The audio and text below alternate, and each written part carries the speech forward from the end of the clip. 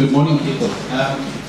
This is now a reassessment based on the mapping that's been done by the ARC and also a recalculation of how much water trees use, which probably had a bigger effect on the results than the other one. I'd just like to acknowledge also my co-authors, Greg Forsyth, who did a lot of the calculation work.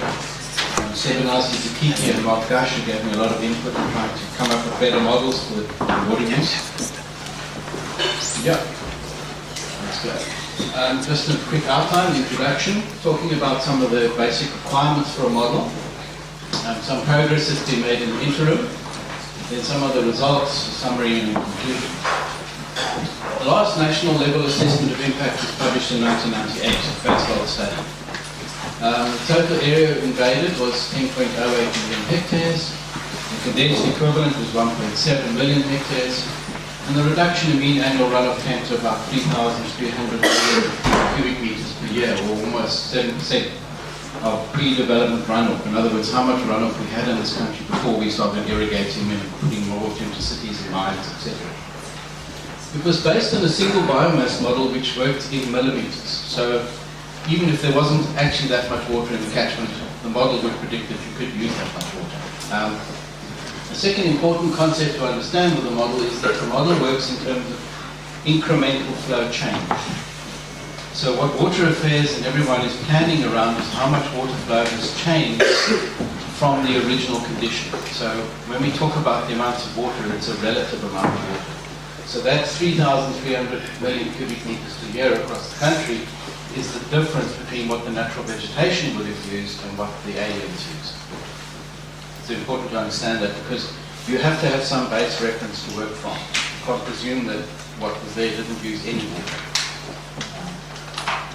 Right, and so obviously the model was crude, and then also the mapping was crude. We had a lot of expectations of what we could map and couldn't map, and it turned out to be not half as good as we thought, but it at least gave us a picture. Was this a big problem or a small problem? But obviously an update was desperately needed. In terms of the hydrology in particular, the model should be conceptually correct and simple because you're trying to work across an enormous range of species and you're trying to work across a range of growth forms. You're dealing with a degree of cover. You're not dealing with actual things like leaf area, which are much easier to relate to water use. And you're also working with dryland versus riparian situations. So trees that are growing in river situations use a lot more water than trees, the same species growing just outside that riverine situation. And we've got a lot of data in the interim to show that. So it's also one of the reasons why, going back decades, forestry has been strongly regulated and forestry were not permitted to plant within certain distances of streams.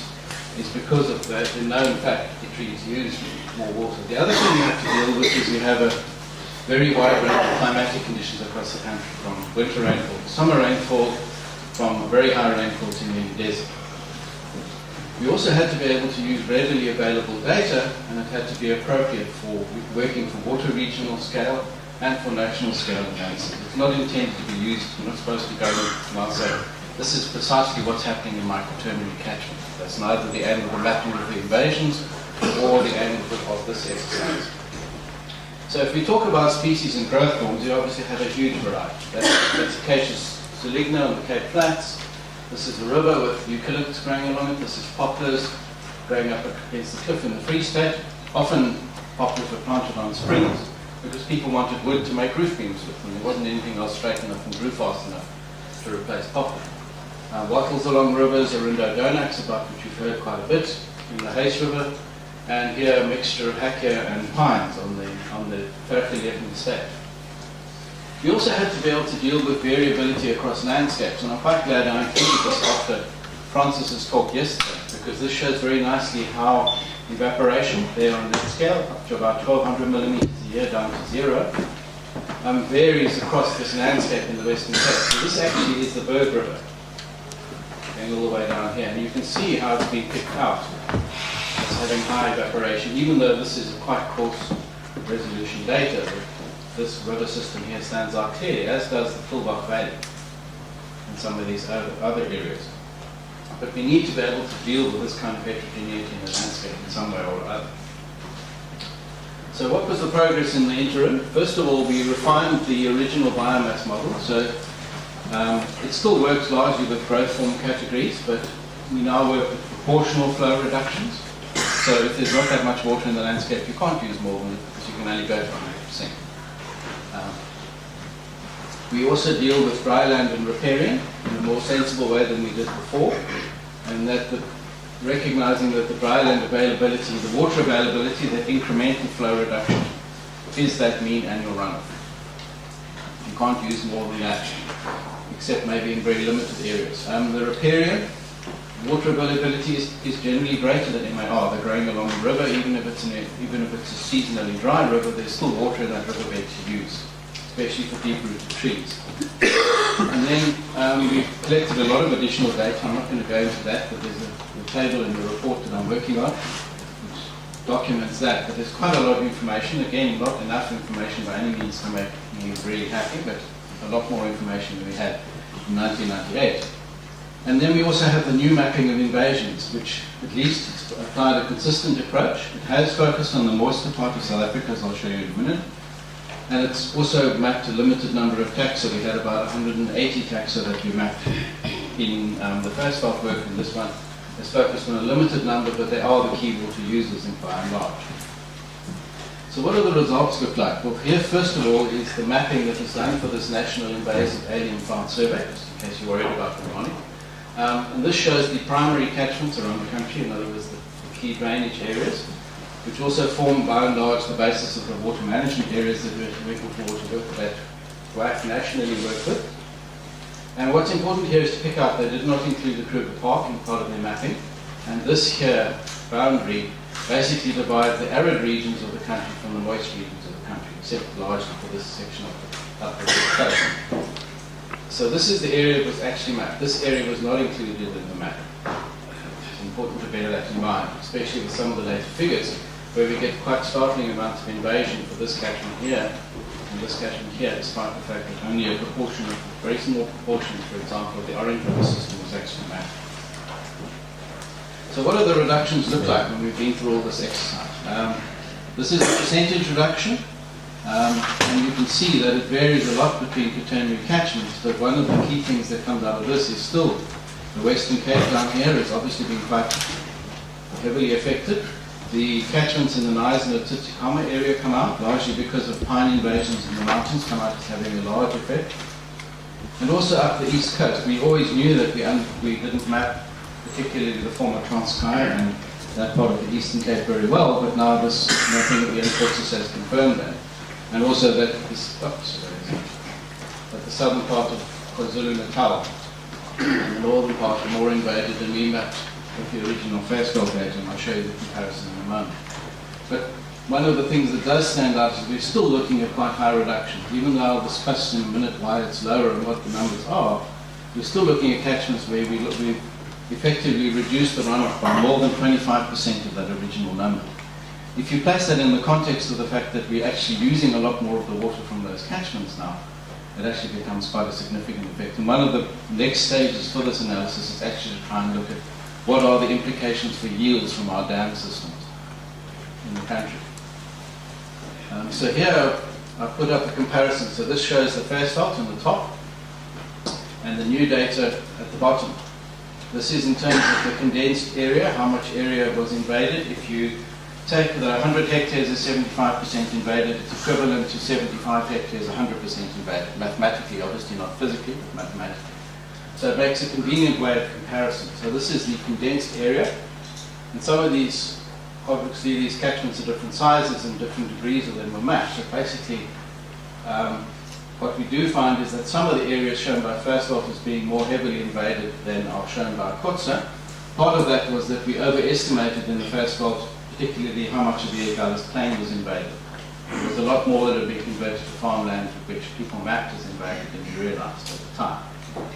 But basically what you see is that there's still some very high reductions predicted by Fastbell. This was largely because this is a very dry area, and we had mapped quite extensive invasions of Acacia cyclops on the coast. So they had a big apparent effect on the runoff. I don't think they really did actually physically have that effect. But that's just the way the numbers came out. But what we show is that there's quite a low degree of impact in this part of the country, whereas the new data show very clearly that there's been a big shift. So the Western Cape still stands out as quite a highly impacted area, both in terms of area and reduction, but the eastern part of the country is now showing up as much more invaded than it did before. So that's one of the key shifts, and this obviously has an implication for how Working for Water distribute their money nationally, because working water is one of the key drivers in their prioritization. Then if we look at the biomes, which is an area that we're interested in trying to understand in terms of prioritization of our biomes, we can see clearly that the grassland biome is heavily affected, but also that only about half of the grassland biome has been mapped. So it's an important area to address. So if we look at the biome figures, Albany Thicket is actually quite surprisingly invaded. Our forests are quite highly invaded percentage-wise, which may be a result, partly at least, of the resolution of the data. But the one that comes out worst is the grasslands, with an enormous extent of invasions. And if you bear in mind that already about half of that has been mapped, and that's mostly the higher rainfall, higher yielding areas, it tells you that we actually potentially are having quite a significant effect. The other one that comes up with a very extensive area is savanna. Because the savannas are so extensive in this country, the percentage is quite low. The biggest reduction, again, as I said, is in the grasslands, which is quite important. So we're looking at a 3.7%, but it's 3.7% of that amount of runoff, so it's a considerable amount of runoff. So the effects are still large. Then, if we look at the species, the Acacia, mearnsii, dealbata, and the currents were mapped by Ian and Co. as a group. And they still stand out as the worst invaders. They were the worst invaders in the phasphate data as well, accounting for 483 million cubic meters of water out of a total of about 1.4, so that's about a third of this total reduction. And their average reduction is about 108 millimeters. That's if you express it on an area basis. So clearly the Acacia, mearnsii, and allies come up. Pines come up, mainly because they're in high rainfall, high yielding catchments. Eucalyptus species come out. A lot of them are riparian invaders, but quite a lot is not. We hadn't realized before this that eucalyptus were quite as much of a problem in the country as they are, it seems. And then other species, Chromalina, is a very high water user, according to what we've been able to, according to our studies. Hakea, again, occurs in high rainfall areas, but we're getting down to relatively small numbers. It's these guys up here that are really accounting for a huge proportion of what's happening in the country. So if we summarize then, first of all, the total condensed area about 1.7, total reduction about 3,200 million cubic meters a year, which if I remember right is about 75% of the original runoff of the Vaal River, the entire Vaal River system. It's about 190 millimeters a year, equal 1,900 cubic meters a hectare per year. And most invasions we found were in the Western Cape. A recent re-evaluation is about 1.5 million hectares that's been invaded on a condensed area basis. Total reduction about 1.4 million, or 2.8% of MAR, which is equivalent to about 97, and that's the key reason why this figure is so much lower than that. There is a reduction in area, and what we're also finding is most of the invasions are on the Eastern Cape, KwaZulu-Natal, and Mpumalanga. So clearly this estimate is much more conservative than phosphates.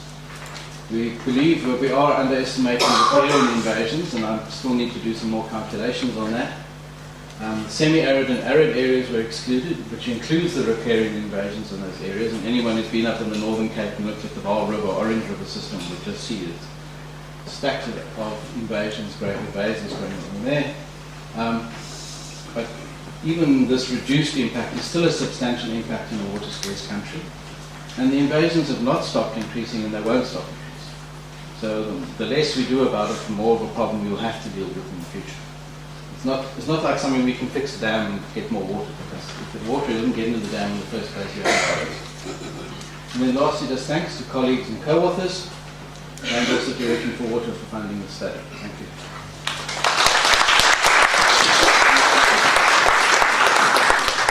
Thanks, David. We have probably half a minute for one question. Question and a point. Is there any evidence of Working for Water's clearance in your mapping data? And then while I've got the floor, the biocontrollers were all saying, shall we carry on with the old cherries like Carolina and Montana? I think your data there says absolutely there's the list. Yes. Those are the plants we should be working with. Right. On the first point, we did do publish a paper with Brian last year, and Ian and others, in which we said that no, we don't think working for water. We don't think working for water is doing the wrong things, but working for water is not making enough of a difference. And actually, we really need, as a country, to stop sitting around in this attitude of working for water will fix it. Working for water is not able to fix it. We, as citizens, farmers, landowners in the country, we actually need to get engaged in this problem and dealing with this problem. It's not just something that working for water can fix. Thank you, David.